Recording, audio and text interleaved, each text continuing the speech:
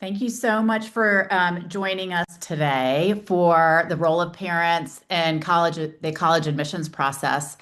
My name is Katie Garrett. I am an educational consultant in Charlotte, North Carolina.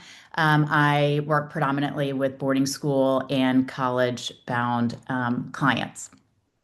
And I'll let you introduce yourself, and then I will introduce our special guest. Awesome. So I'm Anna Davis. I'm also an educational consultant based in Charlotte, North Carolina, and I work on the college side as far as helping students apply to college. Thanks for joining us. And then joining us today as our special guest, we have Dr. Michelle Mannering. She is a licensed psychologist and nationally certified school psychologist. She completed her undergraduate degree in human development at Boston College and also obtained a master's degree in developmental psychology at Boston College. She then received her PhD from Fordham University in the School of Psychology program. She completed a postdoctoral fellowship in pediatric psychology at Children's Hospital Boston in the Developmental Medicine Center. And then during this year, she participated in a nationally recognized leadership in neurodevelopmental disabilities program. Dr. Mannering completed a second fellowship year at the University of Miami Miller School of Medicine in the Department of Pediatrics, the Mailman Center for Child Development, focusing on neuropsychological testing for children and adolescents. In addition to working in private practice settings, Michelle has worked as a school psychologist in therapeutic schools. She has also served as an adjunct professor at Florida International University in both the undergraduate and graduate programs. She often speaks at schools and through organized groups on topics pertinent to children's health and development. And for the past 13 years, she has run her independent clinical practice, Myers Park Pediatric Psychology. And I will tell you, I have had the distinct honor to share the same office space with Michelle for, I think we're going on like 7 or 8 years, a long time. And she is the best of the best. And so we are thrilled to have her as a resource in Charlotte and to have her joining us today. Well, So thank you, thank you, Katie. Michelle. You made me sound a little bit like I'm 100, but that's okay. Sorry. Well, you just accomplished a lot in Yeah, your very short very short time. time period, you know. Um, Yep. so today's agenda, we're going to talk about uh, high school then and now. We're going to talk about college admissions then and now, and then how we can support teens throughout both high school and the college application process. And even as they transition to college, I think Michelle will talk, talk about that too, and the importance of preparing our students for that transition to college. And then some practical advice, and then we have some resources for y'all, and then we'll do Q&A. But I would say at any point, if you have questions or comments or you want further explanation on anything, please don't hesitate to put it in the Q&A. We'll answer those as we go. And I would say Michelle is a wealth of knowledge and information. And so we will probably be periodically throwing questions at her, or if you have specific questions for her, we can get those to her as well. I'm just happy to answer them. Okay, so high school, then versus now. What it actually means to be a high school junior in 2026 and why your own memory may be unreliable. It's hard to believe that things would change in 30 years, but they do. And so we just wanted to kind of give some insight into what it was like back in 1992, being a junior in high school versus being a junior in 2026 and what that looks like. You know, for those of us that grew up, I was not a junior in 1992. I was actually in the 80s, but we would wake up in the morning, we'd have, our regular six classes, we'd maybe take a couple honors classes. We might have a sports practice in the afternoon or an after school job. We'd have, a little bit of homework, and then we'd pick up the landline phone after our siblings got done using it, and we'd call a friend, maybe chat for a while, discuss what you're going to wear tomorrow, and then be kind of unplugged from everything. Then we'd either, read the newspaper, hang out with your family, perhaps watch TV. And most of us were asleep, at a reasonable hour. High school students today oftentimes are waking up at 6 a.m. because of how some of the school schedules are constructed. We have students who are doing sports before school, before the school day even starts. They're taking, their regular six classes, but there might be 3 to 5 APs or more in there. They might also be doing some dual enrollment classes, outside of school. They're doing sports, club leadership, tutoring, test prep, hours upon hours of homework, and then they're constantly attached to their phone all day long with notifications. Their grade portals are refreshed hourly. Oftentimes, their parents know what their grades are before they actually know. And then, if all goes according to plan, they're asleep by midnight. But that, as we know, we've seen the how the high schoolers are today. It's very rarely that they are in bed and asleep by midnight on some nights. So, with the academic course load, like I said, back then it was like, the most ambitious students were taking 2 to 3 APs. That's all that was really available. And as they've added more and more, the College Board has added more and more APs. Students then feel the need to maximize the number of APs that are available at their school because that's what the colleges say. Like, if take the most rigorous course load you can at your school, but they're not factoring in all the other things that need to go into that equation.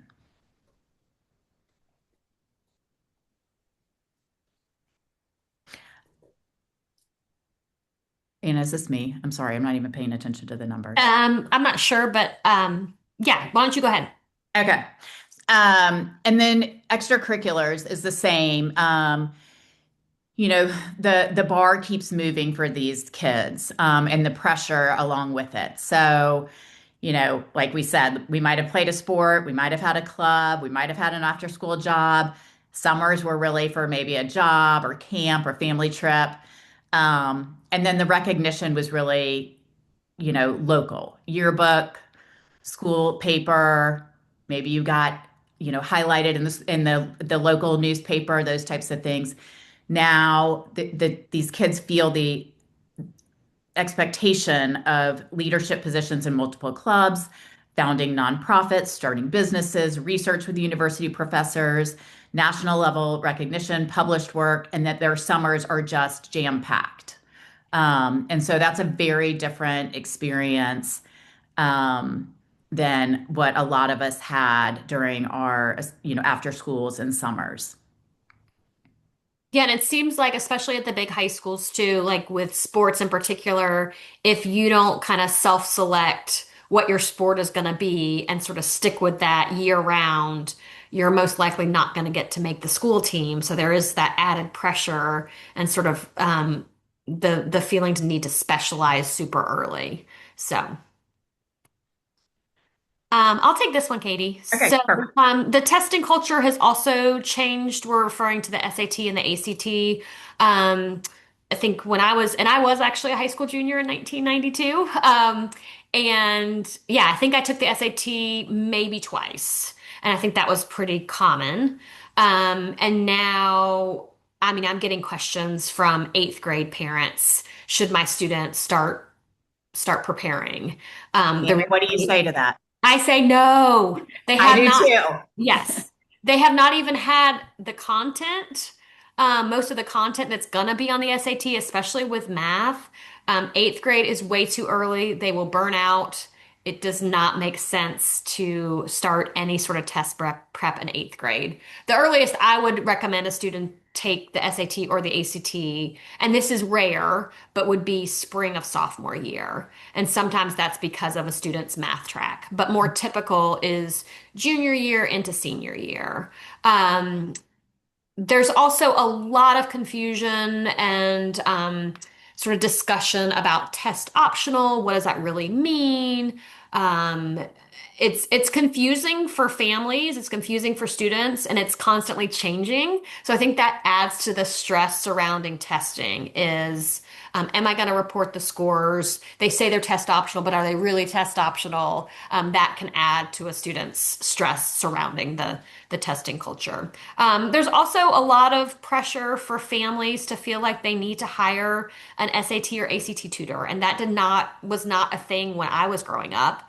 People did not have tutors, and now there's this pressure and this feeling that you have to spend all this money and all this time preparing for the test. And so again, that adds to the stress. Mhm. I think I did like a two Sunday session at like Kaplan, and it was like, most of my friends were not doing that. I don't even know why I was signed up for it, and really not sure that I actually got my money's worth out of it. But I had like a workbook that my parents got, and I was expected to, if I wanted to do it on my own, I could, but certainly I wasn't going anywhere beyond that for test prep. Michelle, what are you seeing as far as like the stress around testing in particular with high schoolers? Specifically about ACT, SAT. Yeah. I think to your point, folks are thinking about it way before there's really any need to think about it. I mean, as just from a very logistical thought, if I started studying in the eighth grade, what is the likelihood that I'm going to have that material still in my mind for a test I'm taking 3 years later? The chances are very low.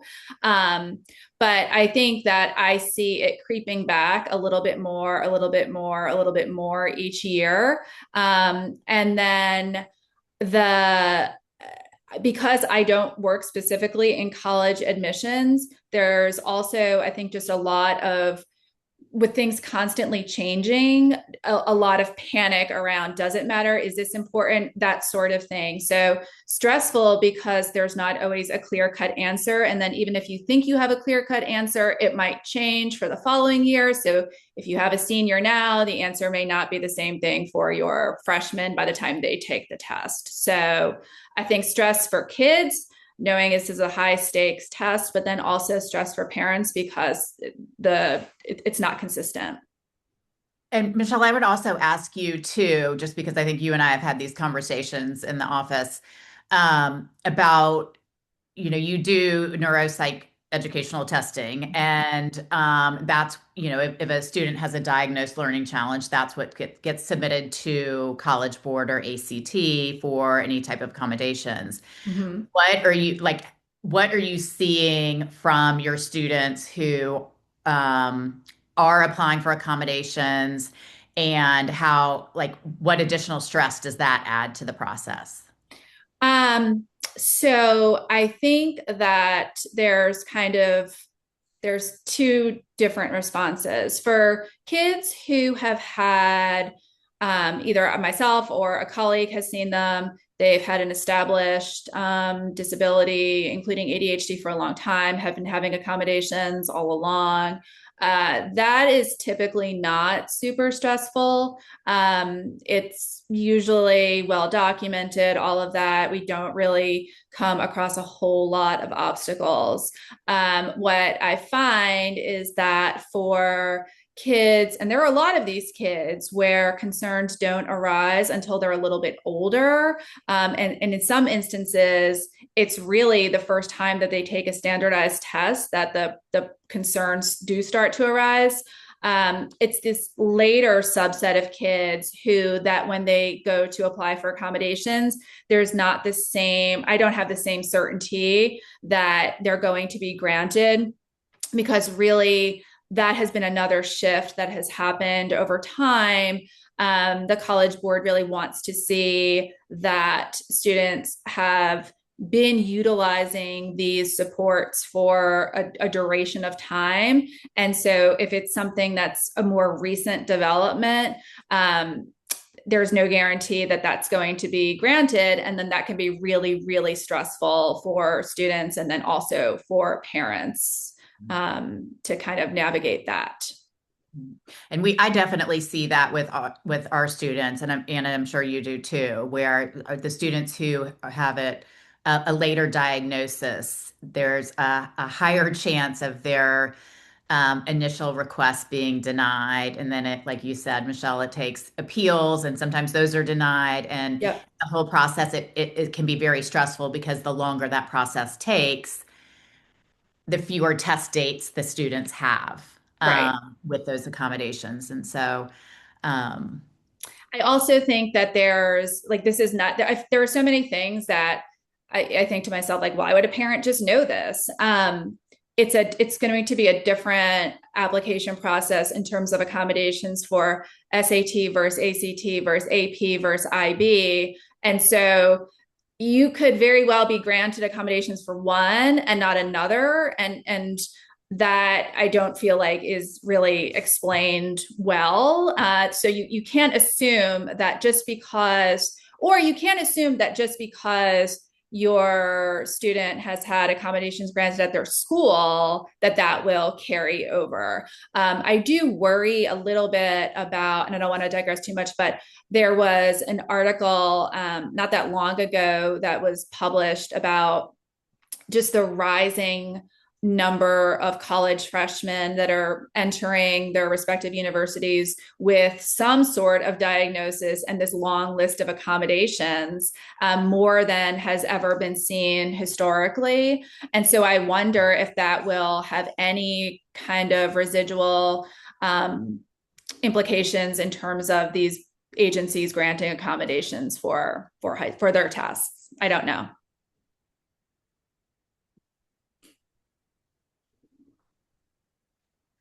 I think we were going to have Michelle do this one. oh yeah, Michelle, we're going to let you do this one. The always on student.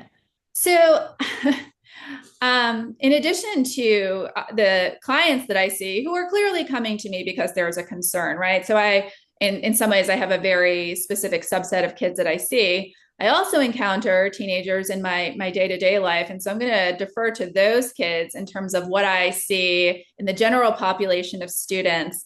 I feel like I have opened the door to our house many a evening to find a 16-year-old babysitter who looks like they are beyond sleep deprived, beyond stressed, beyond anything that I would anticipate in a 16-year-old babysitter to appear.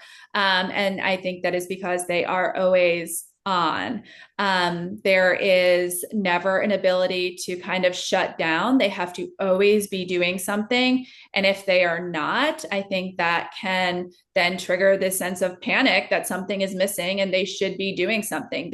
There is no downtime for many adolescents because either they're going to be distracted by the things that are happening to them socially and looking to see on their phones what they might be missing. Somebody seems to be awake at every hour of the day. And so there is this chance of missing something that seems very, very pertinent and important, and sleep goes by the wayside for sure. So I find this group of adolescents to be kind of chronically sleep deprived, chronically stressed, but yet seeming at the same time the expectation that they're always ready to perform and always ready to be doing whatever is expected of them. And I don't think that that is then helped by, if they did for a second think that maybe they needed a mental health day or a day off or whatever, take a break, they would quickly see that their peers are posting on social media that they're doing something. And so any chances of there being a break, I think, are just not possible. So like Katie mentioned before, you waited for your paper report card to come home in your folder, and you had no idea what was going to be on it until you opened it, and that was it. And your parents didn't know, and maybe you showed it to them, maybe you didn't, but it was this very tangible thing and no information before until it went home. Now they know all the time. And I think that is, that seems, it's a problem when you think about it. But if you really stop and think about it, I think what this constant grade refreshing fuels into is this like focusing on such tiny, tiny, tiny things and losing the big picture. You didn't know if you had an 85 or a 90 in science. And at the end of the day, was it really that different? Probably not. But now you know. And then if you see the 85 and you know you are going to be, the adolescent is then going to be all consumed with how to get that grade up. And so little things that they have access to and that they see more regularly, I think it's so easy to hyper focus on them and lose sight of all else around. That's And a I'm very always amazed when I have parents who they know the grade sometimes before the student even knows the Yeah. grade or before the student gets home. And so, I sometimes challenge the parents I work with, like, okay, think about giving that a break and not checking that Mhm. constantly. Because having the ease of that information, access to that information can be really not great for our mental health and all of that. So for both students and right. parents. Yes. And I would say too, with the student, if a parent finds the grade before the student knows that it's there, and then the parent confronts the student. I'm just speaking from like experience. That conversation probably doesn't go real well. It's probably not super well received by the student when they, get that sprung on them that, that their parents know the grade before they do. Michelle, and you touched on something, but I want to maybe talk about it a little bit more. Um, what, why is sleep so important for the teenage brain? I think that that's something that, I mean, we kids know that, students know that, parents know that, but the why behind it, I think a lot of them don't know. The adolescent. Yes, why is sleep so Oh, important for the teenage brain? so even though they are emerging young adults, they are still children with developing brains, and your brains develop the most while you are asleep. And so this chronic sleep deprivation is impacting just overall how their brain is developing. But I think I think it's really hard for them to understand because they get so used to operating in that state that it doesn't even feel atypical to them.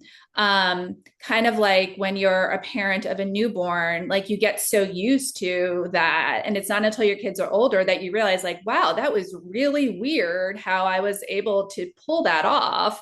And I could never do it again. For them, this is just their norm. It's not, you can remember, everybody can remember at least one instance where you had to pull an all-nighter, or handed in your paper 5 minutes before it was due because you were working all night, that sort of thing. Maybe it was 5 instances. For these kids, that is much more of the day-to-day and the norm versus an isolated instance or two. And so I think they are just really used to 5, 6, 7 hours of sleep and can function. They can function, but their brains are certainly not working optimally with that little sleep because it's like a state of chronic deprivation.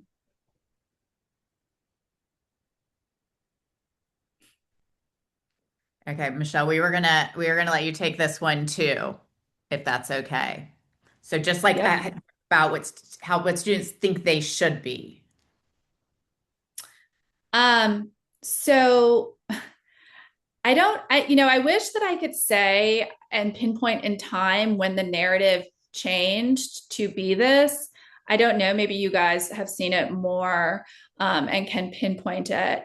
But across the board, in terms of academics, athletics, other extracurriculars, all of it, there's really this imposed structure of unattainable perfectionism because there's, as in my day to day, I test human intelligence all day long. And what this profile is it is not the norm, right? This is something for a very, very tiny subset of the population, 1%, maybe 2%. However, this now is just the expectation that, and I see on my end a combination of two. Where is this coming from? There are certainly instances where there are clear expectations from parents that kids achieve this profile. And then there are other instances where I'll have two parents sitting there and saying, like, we don't know where this came from. Like, we are very, like, we don't really care if he goes to college, but the child is wired in a very different way. And they have imposed this very unattainable degree of perfectionism on themselves. But either way, I mean, and they have their own sets of challenges, whether it's externally versus internally imposed. But there's no more the B is okay. Everybody has to get a C. Like, all of the things that you may have once told yourself as a student are no longer. The expectations are not only high, but like I said before, they are often unattainable. And I don't know when this exactly shifted to be this way, but it is. I do. I mean, I won't get on my social media soapbox, but I do think so much of it is driven by technology and social media and just the ability to post things and have it be a constant state of comparison and all of those things. Because even the kids say to me, they're like, I know that no one's posting their bad day on social media. And they know that, but yet they can't help but feeling that sense of comparison and that they don't measure up. And so I do think a lot of it, I mean, I think there's been a lot of research behind it too, that a lot of this, and we'll get to that in a little bit. Michelle will expand on the mental health part of this, but that has been, there's a lot of research that shows that the trend of when the iPhone came out and social media, the mental health of our young adults went down. So I do think that there's probably a correlation there. And Michelle, how would you advise, like, let's say there is a student who feels all this pressure and is trying to, take a gazillion AP classes and do all the things, but the parents, it's from what you can tell, it's not coming from the parents. Like, what advice do you have? Because obviously, as a parent, you don't want to stand in the way of your kid dreaming big and being ambitious. But at the same time, if you as a parent can kind of see, ooh, this maybe isn't super healthy for my kid. Like how does that work? Or what advice do you have for parents who are struggling with that? Like, the kid's putting pressure on themselves. I don't want to say, no, you can't do that fifth AP class, even if I don't think it's best for them. So if you are the parent of that 1% where it's not going to take a toll on their mental health, then by all means, let them do it. Let them take all the AP classes and that's fine. But more often than not, you start to see, and I think I'm going to talk about this later, but when you start to notice, wow, like, didn't seem like it was going to be this stressful, but I'm really noticing now that they're staying awake later, they're not doing the social stuff, all of those things. When you see that there's a real shift in how the academic load is just impacting the adolescent's overall development and overall state, you're right. If you introduce it as the parent, like, maybe this is a bad idea, I think that it will 9 times out of 10 be poorly received, because what do you know? You're their parent, like, less than anybody else. And so I encourage parents in those moments to outsource to someone else that's a neutral body, whether that's you guys as college counselors, if the student is already working with a therapist, that sort of thing. Take you out of it, because it's just not going to go how that child is not going to say, you know what, mom, I think you're right. I really have noted, like, that's not, it's going to be you don't know, it's different. I'm not changing, and it will not have any sort of change. So that would be a prime time where I would recognize it and be looking for it, and then suggest that somebody else kind of tackle it from a more neutral lens. Okay, so this is the next section is going to be more about college admissions then and now. And so, we've seen, as you guys know, acceptance rates go down from like 1990, like at Harvard, it was approximately 15% then. Now in 2024, it was 3.6%. And so just in one generation, we're seeing like those rates. And then you can see them down at the bottom of the screen for similar colleges where they have continued to, dwindle into the single digits.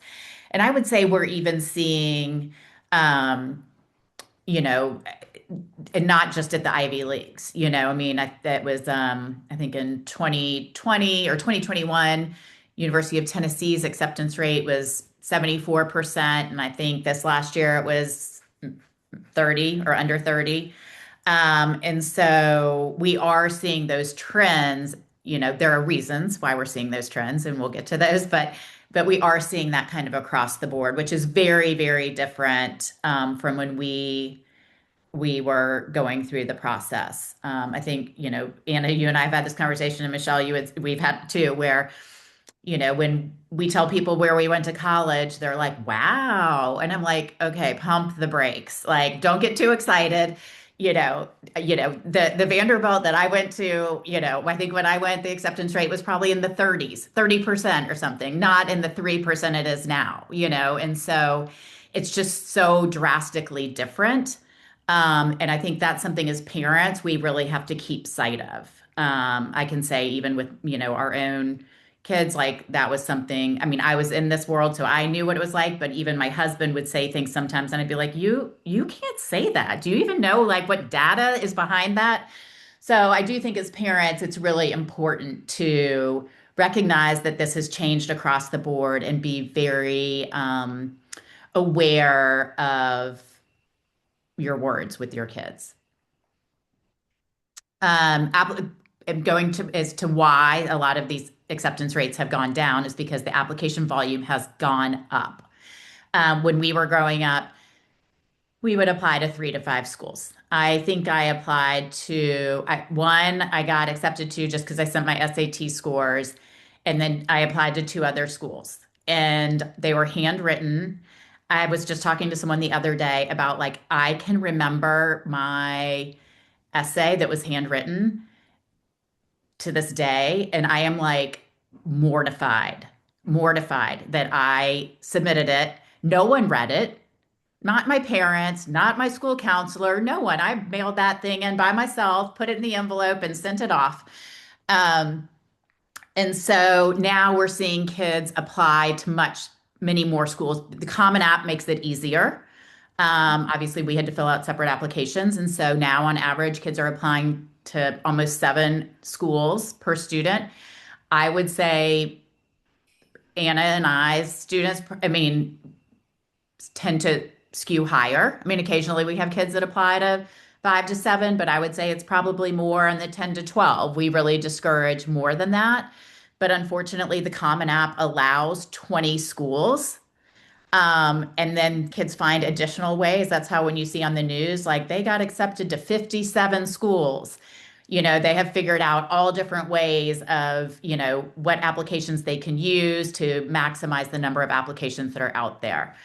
And as you can see, there was, over 10 million, sorry, applications submitted, and then 1.5 million first year applicants. And so we're just seeing a huge increase in the number of applicants, the number of schools they're applying to, which then what that does is decrease the acceptance rate. So this is just a little bit of showing how it has shifted from, class of, let's say, 1995, where the acceptance rate was, at Princeton, say, was 16%. Now, an equivalent school with a 16% acceptance rate would be College of the Holy Cross. And so, you can see on that list how, even during our generation, the acceptance rates, and then what is the kind of like equivalent school today based on acceptance rate. And they are very different. I think that one of the things that is true at some schools is sort of the subjective part of this process. So makes it a little less predictable. And many would argue, and I would argue that holistic admissions is a great thing.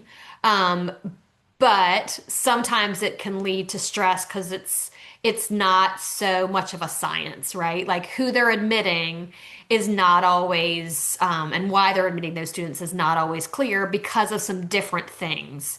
So things like the essay, things like the context of their high school, and sort of, and maybe even their school district. Demonstrated interest is something that's considered. So, has a student shown that they are interested in the school by either attending a webinar, opening emails, visiting campus, visiting with the admissions rep at the high school? There's institutional priorities that we don't even always know about and that can change year to year. So again, if you're trying to kind of figure out this and want it to be a science, it's tough with those institutional priorities because one year they might want more Latin majors. One year they might want more musicians. One year they might want more students from public schools or private schools or inner city or we just can't ever know and guess what those might be. Um, Kind of related to demonstrated interest, schools will also sometimes not admit a qualified student because they don't think that student's going to come. And that's to sort of protect their numbers, and that's called yield protection. So,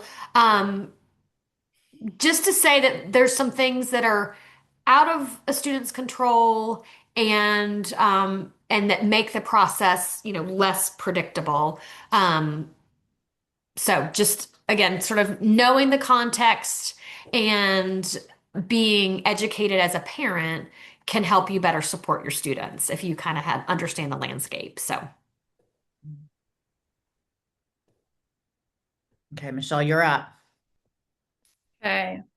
So there are some statistics around just general kind of mental health concerns.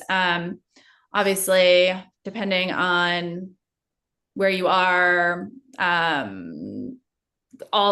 these statistics will be higher and lower when you factor in other things. But regardless of the actual numbers, there is no argument in terms of just the overall increase in rates of clinical anxiety, clinical depression in adolescents compared to even 10 years ago. And with the rise in those diagnoses, then also seeing a rise in suicidal ideation, and then in some instances, adolescents who do complete suicide. So this is not specific to college admissions. This is the reality for adolescents today. And I think that the culture and society and what is happening around adolescence is not helping and likely exacerbating all of these rates, because we are, I think, just adolescents, and I keep saying adolescents, but it really goes back to the younger teen years. They're not really adolescents at that point. There is, when they're on this little hamster wheel starting in 7th or 8th grade of, okay, and we're getting to the finish line here. Inevitably, there are going to be kids who, as a result of this striving for what might very well be unattainable, their mental health is going to be impacted by that. So, I think if you're here in Charlotte and I will typically tell parents, like, you can't wait until you really need the therapist because they're not going to have an opening. And so if you suspect that maybe this could be something, you have to call right now, because waiting 6 or 9 months to get in to see someone is not going to be feasible when all of a sudden there's a crisis. So it's the mental health reality is very much a reality. And this is just what we know and kind of what's reported. I would feel fairly confident saying that there are that in some demographics, the rates are even higher than this. And so this isn't unique or specific to college admissions. I think that the college admissions process, academics in general, they're just fueling it further.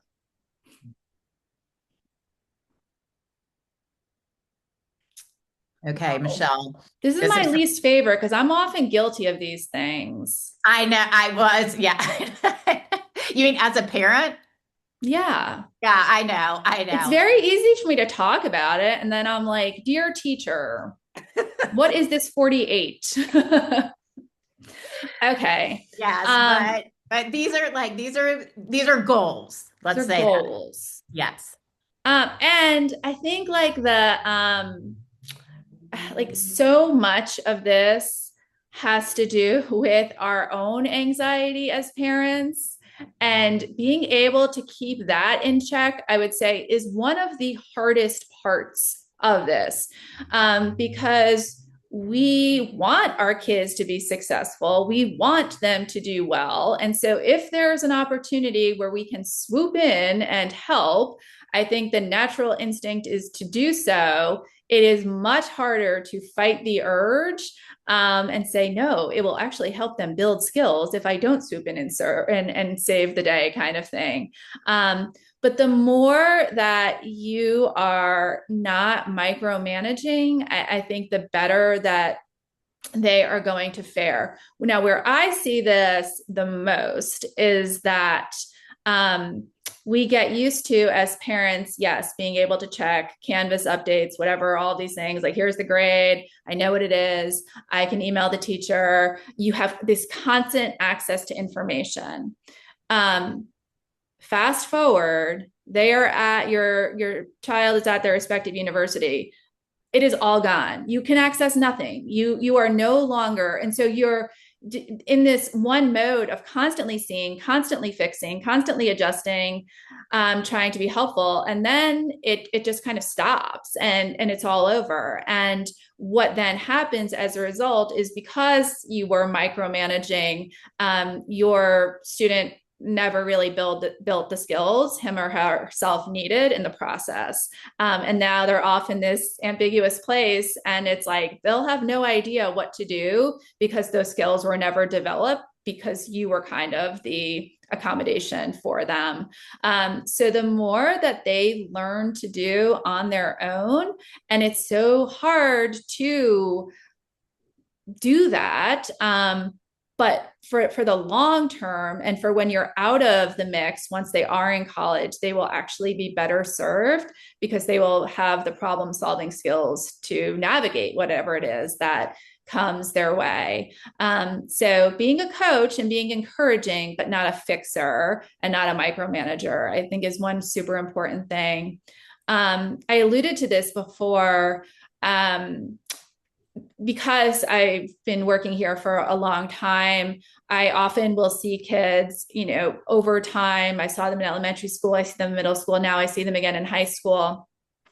And it's not uncommon that maybe I saw them in 6th or 7th grade and the kid was a really, really avid gymnast, or they were really into basketball or something like that. And by the time I then see them in high school, I'll say, oh, how are gymnastics, or how's basketball? How's it going? And I don't do it anymore. And okay, I mean, there's always the chance that their interests changed and they don't want to do it anymore. But more often the response is, I don't have time for it, because they've devoted all of their time is now devoted to academics.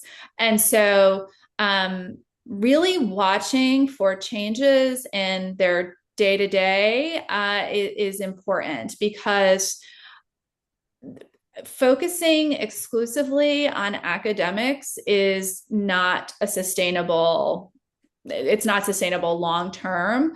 Slash, they're like, what is bringing them joy in life if this is all that's going on? And so I'm not, sports are all, I could do a whole webinar on youth sports. That can be the next topic. I know that sports are all encompassing and take a tremendous amount of time, but fine, don't do sports. There has to be some balance, or they are going to burn out and look like my ragged 16-year-old babysitters who are not sleeping and coming here on a Friday night and studying. And I can't think of the last time anyone's talked about going somewhere fun. I'm like, are you going to a party after this? You go, no, homework. It's never what you would think of as doing as a 17-year-old on a Friday night. It's like, I have more studying. AP exams are coming. Like, there's no, okay, just hanging out, doing something fun. So really monitoring for changes, stopping activities that that they enjoy. And then if there are really noticeable other things, changes in sleeping, changes in eating, that sort of thing, they're spending more time alone. Those would be warning signs that you'd want to look out for. Helping them to build their own, this is kind of tied to the micromanaging, but building their own executive functioning skills in high school. So what we saw during COVID was high school age kids really having a very difficult time when all of the structure and predictability of school was taken away. Kids really rely on that routine and that predictability to be successful. And when it was gone, all of this time was just kind of floating around. And we saw that it was very, very difficult for them to figure out how to manage their time, how to prioritize, how to do all of those things. Obviously, that was something that has happened. We are not in a pandemic anymore, but when they go to college, that very explicit structure is also taken away. Their classes are going to be staggered. They might be in the evening. There are now these big chunks of time that they are not used to because their days are so regimented. So really being mindful about working while they're still in high school about how are we going to do this in the next phase when you're free from 2 to 5 on Monday, Wednesday, and Friday. How do you manage your time? What will that look like? They need to develop those skills now so that they can apply them in the college setting. And then the last one is thinking about, like you got Katie and Anna mentioned, I feel like there were 5 AP classes when I was in high school. There were not many choices at all. And now sometimes kids will say, I take AP something. There's always an acronym. I never know what it means. There's a million of them, and they're overloaded on them. And then they start talking about, and then I have to have this tutor and that tutor, and I go to extra help for this. And it's like, okay, do you like any of this? Like, are any of these courses interesting? Like, are we just going through the motions here? That's another thing that's just not going to be sustainable long-term for them, because as moms or dads, like, okay, they're having trouble in AP geoscience. I'm going to call a tutor, and that won't happen in the next phase. So thinking about is this amount of rigor, can they handle it independently versus how much external support are we having to put in to make this happen? And then what will happen when that external support piece is not a realistic option in the college setting? So I know it's important for them to take these classes and whatnot, but maybe they don't need 5 at once.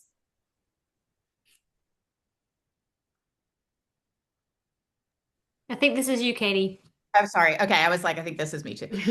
Okay. So just some advice for parents, and we'll go through these. And But embracing every school on the list, kind of like what we were saying, your words and your actions and your facial expressions say a lot. And while you might not think that your child is noticing or looking or hearing you, they are. And so to really just, you know, to really embrace all of the schools on your students list. Don't compare to previous years or to other families. And again, just like Michelle said, all of this is easier said than done.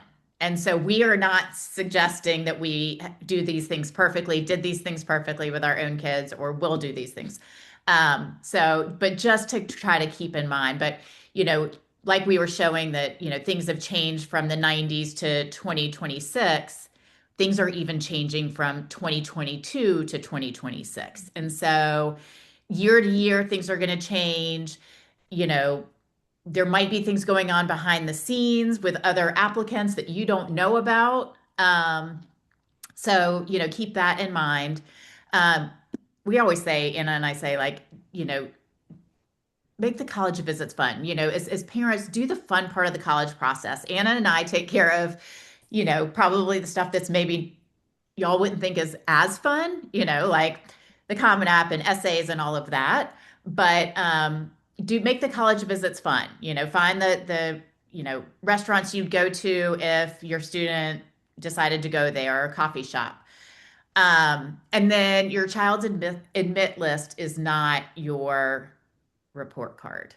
These decisions our outcomes are not a reflection of who they are as a person or your parenting skills. And so I know it's very, very hard to not take it all personally and not be emotional about it. But just remember kind of what Anna was saying back at the beginning about institutional needs and institutional goals of these schools. There's just so much that we don't know, that is driving these schools' decisions. And so, keep that in mind as these decisions come out. Can I say something that I just thought of? Sure. Um, so when you went on a college tour, maybe you didn't even go, I don't know, you kind of saw it there all in real life, in real time. You probably had never been to that place before. Now they see it all, right? Like they know what everything looks like. They know what the dorms look like. There's all of this advanced knowledge they can see on social media. They know everything about it. But it's last summer, I took one of my 11-year-old over to Chapel Hill for a tennis camp. And so it was summer, the students weren't there. The dorms were, in their cinder block state. And we walked in, myself and 4 11-year-old girls, and they were like, this is disgusting. And they knew enough to know what they see, these very pretty dorm rooms. And I was like, this is what it looks like in real life. Like you bring all that stuff with you and you make it look nice, but yes, this is what it actually looks like. So students now have all of this background information that they have constructed and gathered about these places. And the reality of it is probably 50-50 of how much is truth versus how much is just what folks are posting. So I think that has to be factored into it too. Some place may really look great and they're thinking about this, but well, what's actually made you think about this place? And is that a valid reason to consider it or not? And no knock to the Chapel Hill dorms. They look very nice when they are made up, but gosh, when they are blank, they are not nice. Most of them are. Oh, look like Anna and I have seen a lot of dorm jail. Yeah. Yes. Mm-hmm. All right, Anna, you want to do this one? Sure. Just some more general advice. Having conversations early. I was just actually talking to a friend who has a junior in high school today. And I said, if you have limitations about cost, about distance from home, anything as a parent, as far as your students' college choices, have those conversations early before they've applied, they've been admitted, and suddenly you're like, oh, we can't afford that. That's too late. So having those conversations early is super important about sort of some guideposts for them as they're in the college process. as a parent, one thing you can do to help is keeping a running list of activities, of awards. Um, all of that will be, or much of that will be included on the Common App. And the earlier you start, the easier it is just to keep up with, okay, which year did I join DECA? Which year did I get inducted into National Honor Society or whatever it is? Think about classes, think about summer.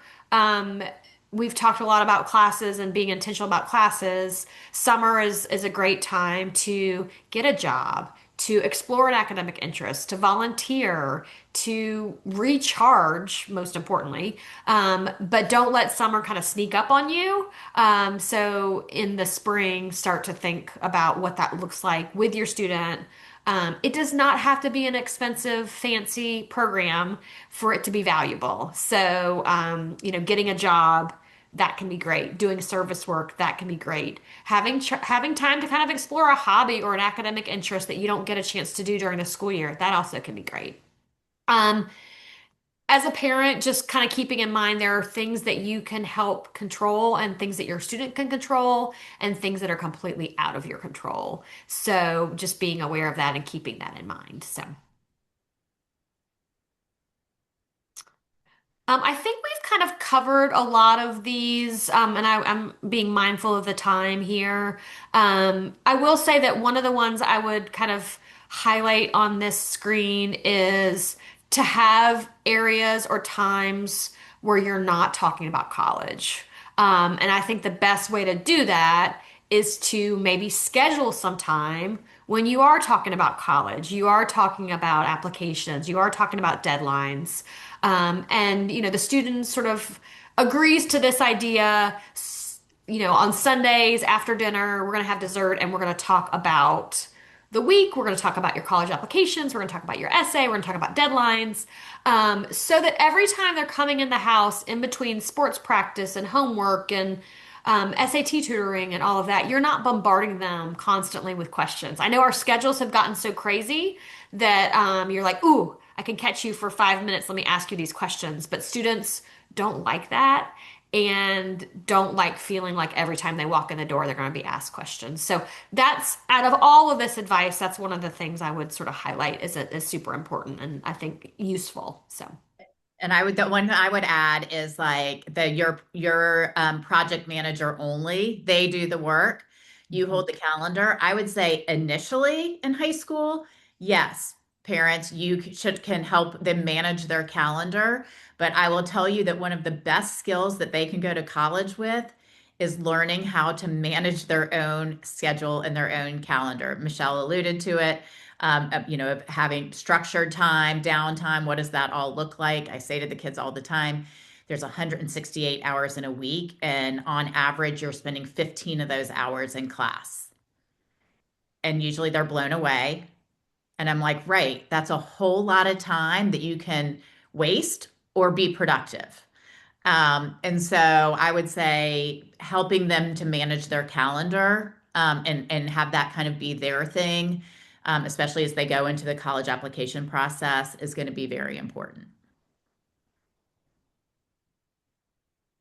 And these are just a few books that Katie and I in particular really like. I think as anxiety starts to creep in as a parent, again, one of the best things you can do is educate yourself on what's the landscape look like, how can I best support my students, and these are all books that deal with teenagers and the college. Some of them deal with the college admissions process, but these are four books that we really, really like and would encourage you if you're, again, feeling anxious.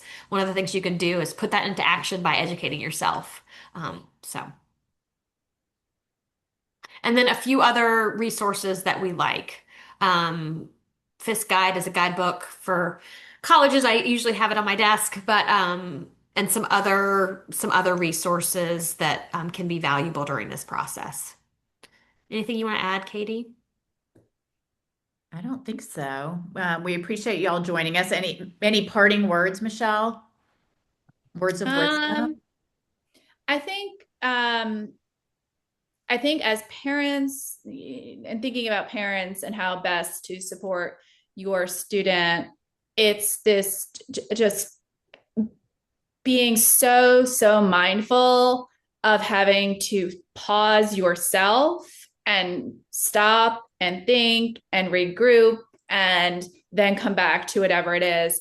I think it's just as easy, if not easier, for parents to fall into some of these loops and anxiety and all of this. So just constantly being able to press pause yourself and okay, they will land somewhere. They will land somewhere.